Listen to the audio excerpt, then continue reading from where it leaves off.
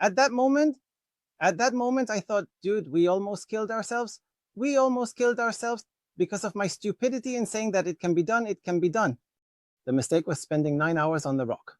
The mistake was spending 9 hours on the rock. And me, being obsessive, said, no, let's continue because we have to finish this. That I let my guard down. And that was a high possibility that we could get killed. And we almost killed ourselves because of my stupidity in saying that it can be done, it can be done. This story I'm going to tell you is about a time I almost killed myself. Really, I almost killed myself. This was in the year 98.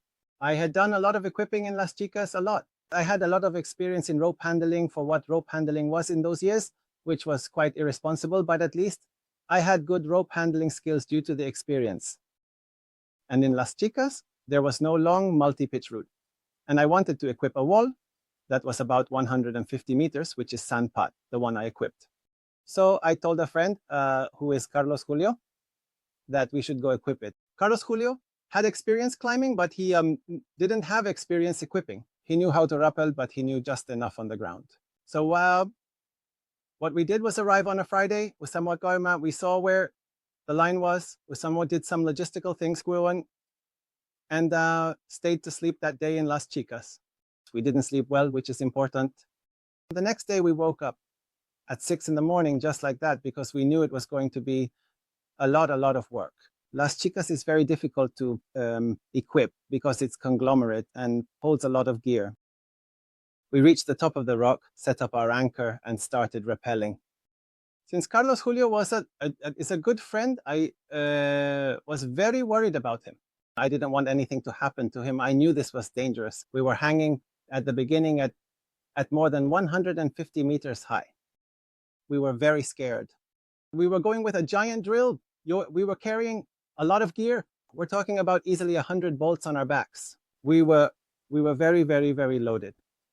And we started to rappel and to place the anchors and put bolts, and we went down and down and down.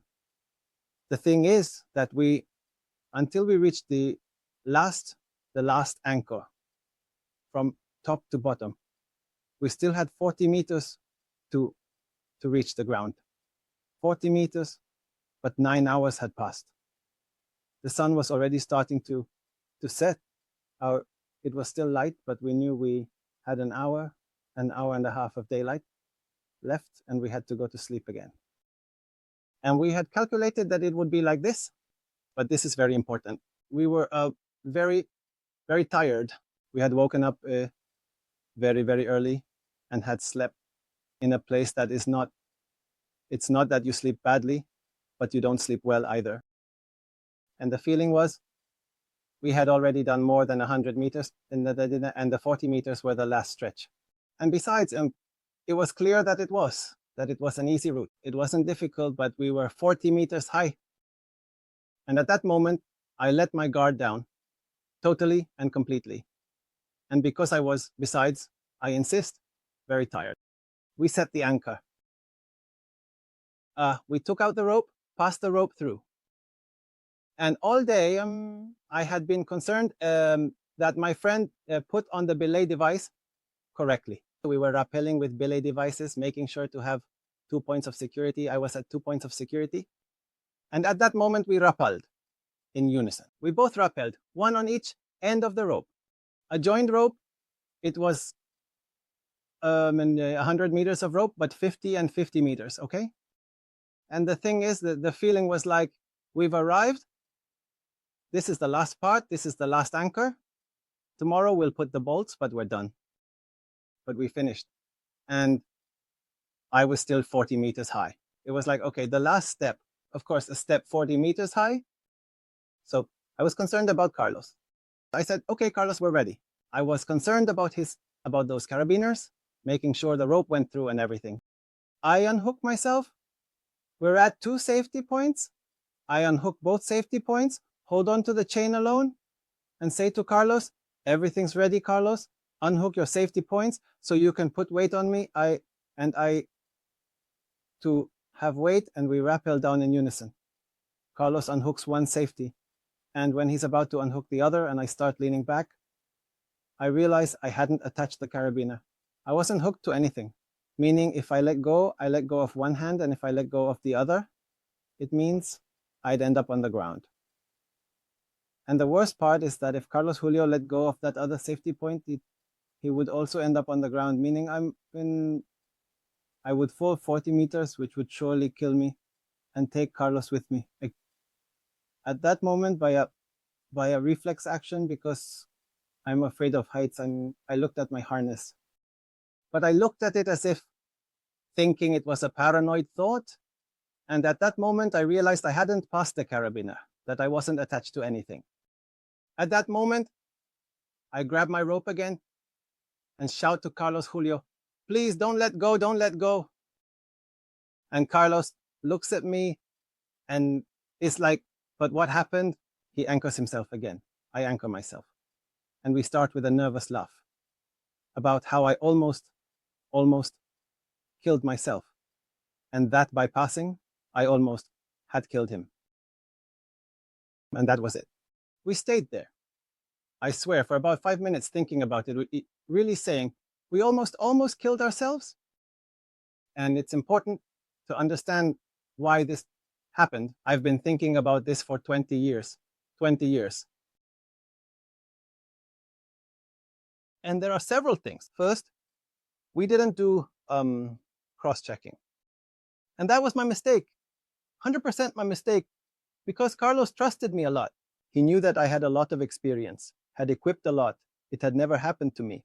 And he knew that I was afraid of heights and that I was always very concerned about all the details. So he didn't worry about me. He only saw that I was concerned about him and saw that I always did everything right and always made sure everything was okay. So he didn't double check. And there, of course, it was a stupidity. He didn't double check simply because he didn't do it. And because since I was the boss, the leader, he didn't want to step in to help. We were very good friends, and that's a stupidity. Why? Because now, when I teach people to tie knots, not in courses, I suddenly teach friends. Some students who want to know a bit more, I teach them. I say, always double check, always double check. Why? Because silly things like this happen. Even if the other person has a lot of experience, sometimes they make mistakes, and at that moment I made one. And if someone tells you, man, no, and I have a lot of experience climbing and whatnot, and double checking isn't necessary, that's a lie, man. You always have to double check. Always double check. And the other mistake we both made, but I made it because I was the leader, was that we were very tired. We didn't have time to rest. We were hanging for 9 hours, practically half the day, under the sun, okay? We had enough water. After 5 hours, we were already very tired, but I was obsessive and a hard worker, and Carlos Julio was going to follow me in everything. So it was like, we are very tired. No, let's keep going, keep going, keep going, keep going. We have to finish. We have to finish. We have to finish. And finally, that led us to extreme exhaustion. I was very, very tired. I think I was even a little dehydrated. And at that moment, I think that didn't make me think clearly. It didn't make me make good decisions. It made me let my guard down. And apart from that stupidity of thinking, well, we only have the last stretch left. Like we have nothing left, and nothing is 40 meters of free fall. No, that couldn't be. So you have to be careful. That, again, no, don't go to the extreme unless it's absolutely necessary. But yes, if we had the possibility of maybe instead of hanging for 9 hours and being there for 5, I think we should have done it. Why? Because it could have cost us our lives. And the worst part is that the next day we still had to stay because we had a lot left to do. We went down that day, thought about it a lot. We ended up staying to sleep again. And the next day we went back down to finish everything. And of course, we were only there for 4 or 5 hours. And the worst part is that we knew we had to come back the following weekend. So taking on all the work in one day was a stupid decision. It was a stupid decision that could have cost us our lives.